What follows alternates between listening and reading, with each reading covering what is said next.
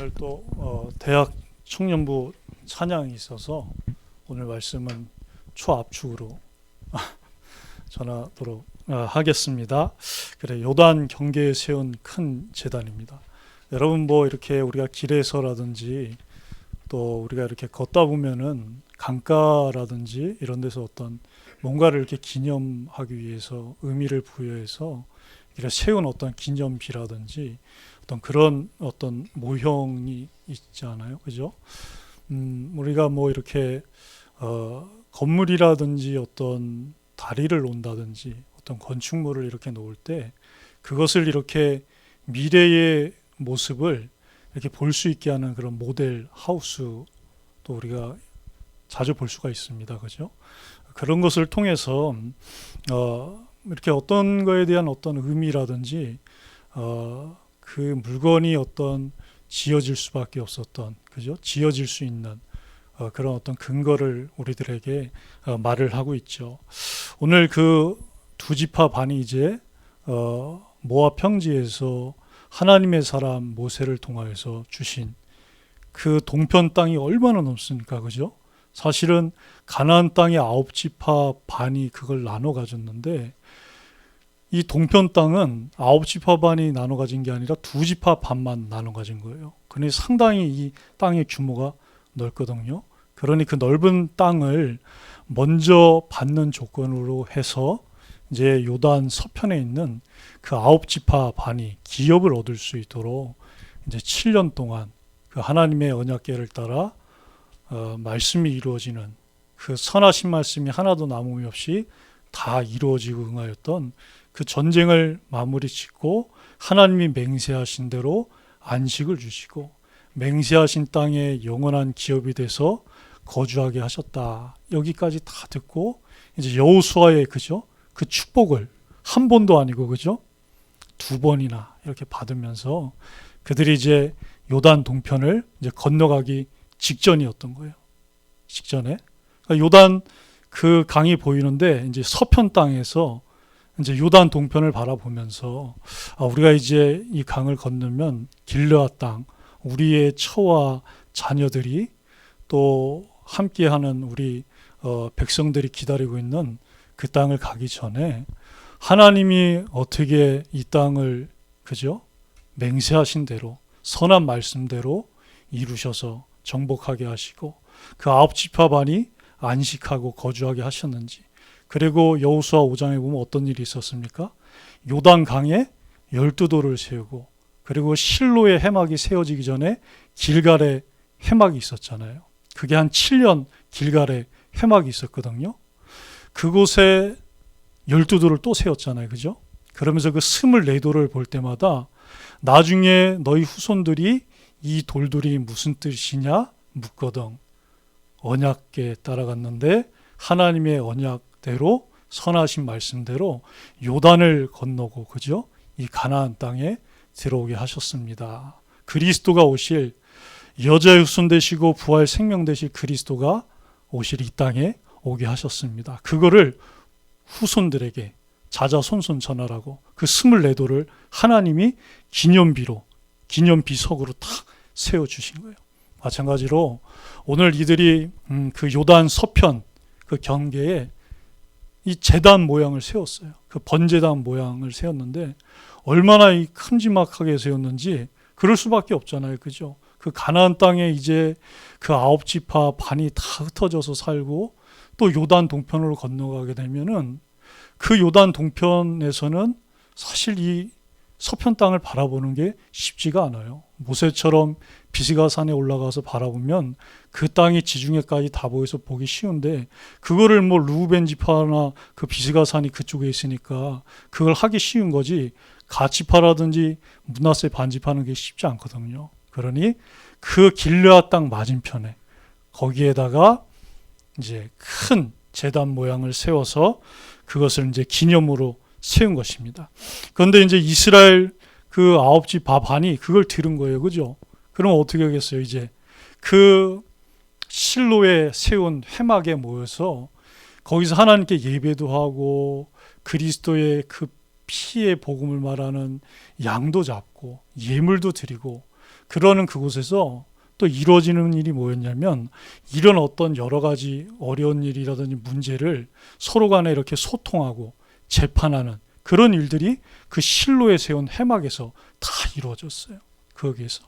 그래서 이제 그들이 그 오직 회막문 성막 앞에 모인 겁니다. 모여가지고 어떤 결정을 내렸냐면, 각 지파의, 그죠? 그 10지파가 있잖아요. 10지파 중에서 한 사람씩, 여호수아와 갈렙을 뽑듯이 한 사람을 다 뽑아서 그 제사장 엘르아살의 아들인 비느하스와 함께 진상조사단을 이제 파견한 거예요. 진상조사단을 파견한 거죠. 그러니까 11인을 파견단으로 파견한 거예요.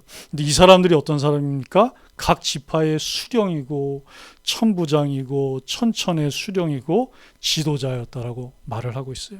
그래서 이들이 그들에게 가서 어떻게 했냐? 이미 이제 그들은 그 큰 제단 모양을 세우고 나서 그 요단을 건너가지고 요단 동편 길르앗 땅에 다 가 있던 거예요. 거기에 가가지고 왜 하나님을 따르는 데서 돌이켜서 하나님께 범죄하고 거역하고 너희를 위하여서 그런 실로에 있는 그 회막 안에 있는 번제단 외에 또 다른 제단을 왜 세웠느냐, 이것을 이제 묻는 거예요. 그러면서 어떤 얘기를 합니까? 아무래도 이제 그 사람들도 저처럼 이렇게 좀 성격이 좀 급했나 봐요. 그래서 이제 전후 사정이라든지 사항을 다 묻고 나서 그런 말을 해도 되는데, 그죠? 이제 그러지 못하다 보니까 무슨 말이 먼저 나갔냐?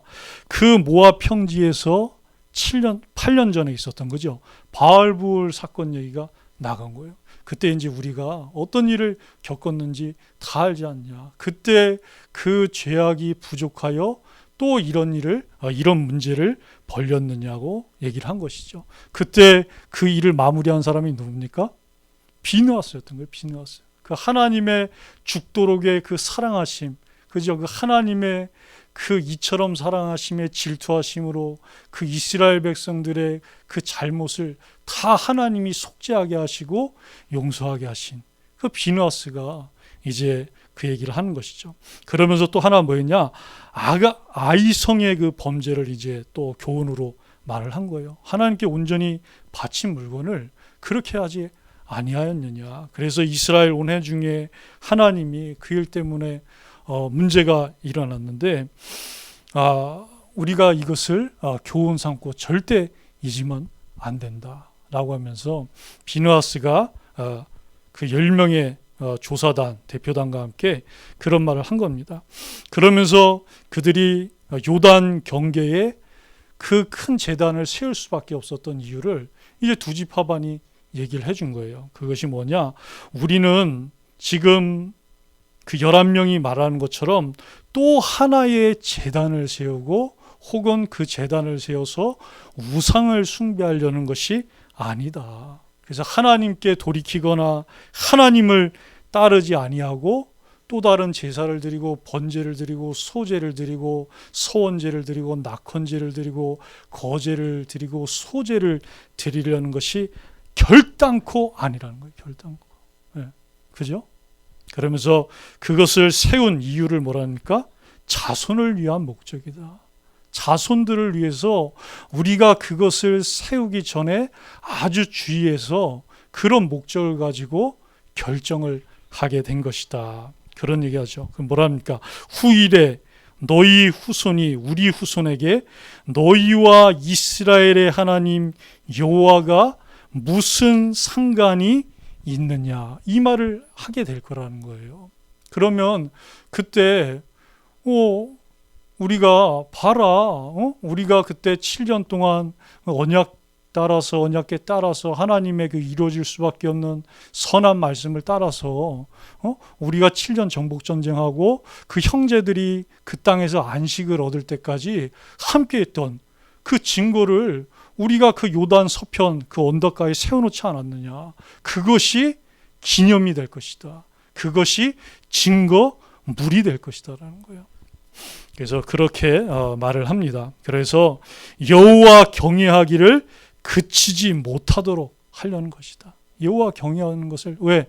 우리에게도 하나님이 누가 되십니까? 스스로 계신 자, 그죠? 전능하신 자 여호와가 우리의 하나님이 되시니, 전능하신 자 여호와 하나님이 우리의 하나님이 된다라고 말을 한 거예요. 하나님이 우리의 분기시고 우리 자자손손에 요단 서편에 있는 그 아홉 지파 반을 통하여서 태어날 자손들의 하나님이 분기시기도 하지만 요단 동편에 있는 우리 두 지파반과 이 두 지파반에게서 태어날 자자손손에게도 스스로 계신 자 한 분이신 그 여호와 하나님이 우리와 우리 자손의 분깃이 된다는 거예요.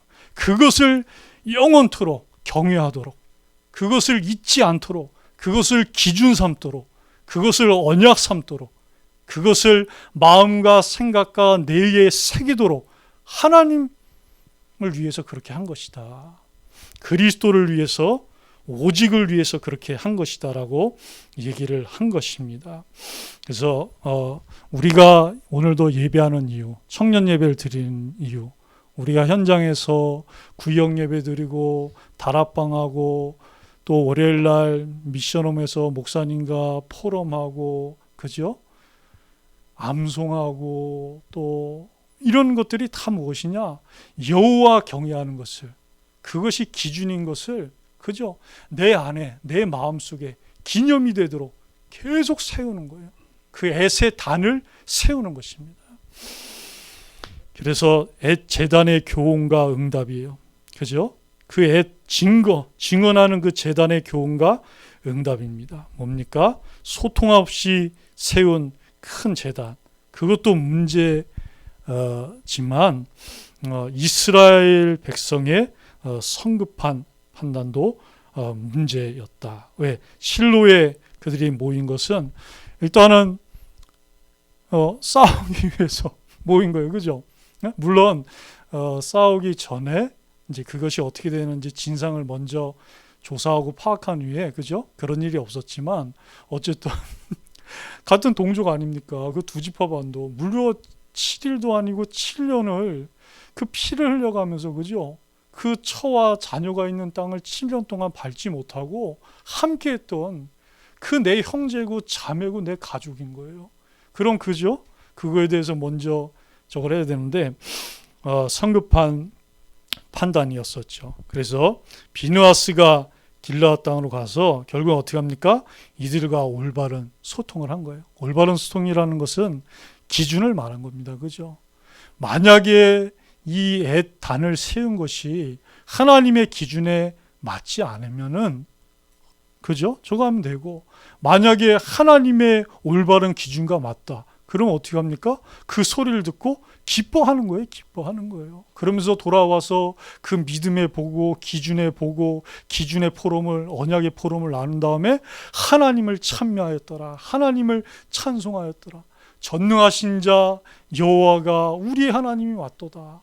이렇게 그들이 그것을 짚고 올바른 소통을 통해서 그 문제를 해결을 하게 된 것입니다. 그래서 하나님이 자기의 이름을 두시려고 계시려고 택하신 곳, 오직 실로에 세운 그 해막에서, 그 단에서 하나님께 예배하고 예물을 드리고, 그리스도가 오실 거니까 그것을 마음에 새기고 기념하면서 그 예표인 양의 피를 잡는 예배를 드렸던 것입니다. 그래서 하나님은 이런 것들을 어떻게 바꾸셨습니까? 다 전화위복으로 바꾸신 거예요, 여러분.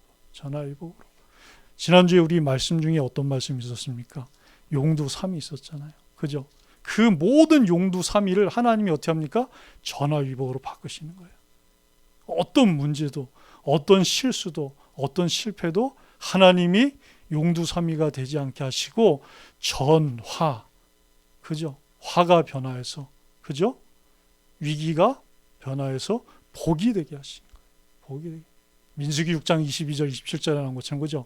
하나님은 우리 아버지가 돼서 그 얼굴을 우리를 향하여 드사, 그 얼굴을 우리를 향하여 비추사, 복 주기 원하며 은혜 주기 원하며 평강 주기 원하며 지키시기를 바라니라.